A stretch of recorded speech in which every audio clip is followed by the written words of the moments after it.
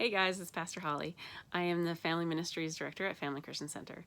And today I want to talk to you a bit about loving our families. I know that right now it's a bit of a different situation, especially here in Fort Mac. A lot of our schools, well, all of our schools have been shut down for a couple weeks, and some of us are already isolating because of close contacts and things, and I know that the COVID numbers are rising, and it can be a bit scary, and some of us are just kind of hunkering down. And maybe you're spending a lot more time just inside with your family than normal. And so this week I want to give you a bit of a challenge. This seems like something that would be easy, but we all know that sometimes in families the tensions can get high, and I've heard someone say that you are at your most holy state when you're with your family, and I think that that's very true, and it gives us a big picture of our own holiness and our own righteousness, because sometimes it's wonderful and we're wonderful and kind and loving and very much like Christ. And then, the next minute something goes wrong and we are very much not like Christ and losing our salvation almost. And that can be very difficult. Family is what it is, and we show a lot of our true colors that we wouldn't necessarily want the neighbors to see or the children's pastor to see. And me too. We're all like it. We don't always have great moments. And so today I want to talk to you about loving the people that are closest to you. And I got an email this week from Shanti Feldham, I think her name is.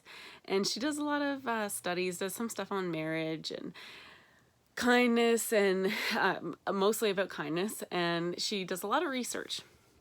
So I just got this random email from her this week, and it was a study that she did about the happiest marriages. And she said that, in 1 Corinthians 13:5, it says, love is not self-seeking and keeps no records of wrongs. And she said, in the happiest of marriages, it's not about not keeping a record of wrong. It's not about staying away from keeping that record of wrong. It's about keeping a different kind of record, keeping a record of how good you can be to each other, almost competing in the opposite sense, where you are competing to outdo each other in kindness. And so your spouse does the dishes and you're like, oh, they did the dishes, sweet, I'm gonna run out after and grab us some ice caps, and I'll get their favorite donut and I'll bring it home, and that'll be my kindness toward them. Or, oh, hey, my wife put the kids to bed like every night this week, so I'm going to make her favorite dinner. Because it's about outdoing each other in kindness, and just kind of keeping that record. Oh, they did this kind thing, I want to do something kind for them as well. And that's what makes the happiest marriages. And so I've been thinking a lot, actually, over the last several weeks about outdoing each other in kindness. And I found myself saying it to my kids over and over again. Like, you know what? Show affection to your brother by outdoing him in kindness. And I think that's something that really, if we could get into our heads and our hearts and into our kids, please, Lord, let it happen. It would change our family dynamic in such a huge way.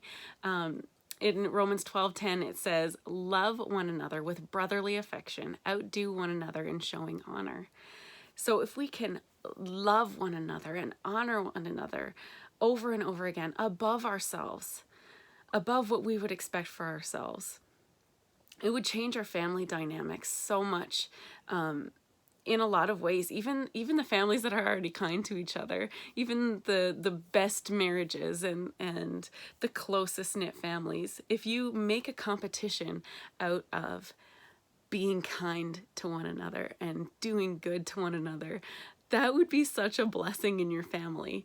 So my challenge to you today is to see how you can outdo each other in kindness, how you can keep that score of who did the most kind thing, and how can I repay their kindness? How can I one up them in kindness in like the best way possible? I think that would be so wonderful, and I think we'd really see so much blessing and so much change in our families.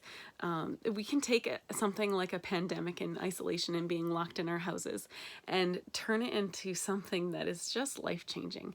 So as we are home again for another 2 weeks, if you're working from home like I am, if you are homeschooling again like I am also, let's take this time to just outdo one another in brotherly affection, and outdo one another in showing honor to each other. Let's have an amazing week, and let's change our families. God bless.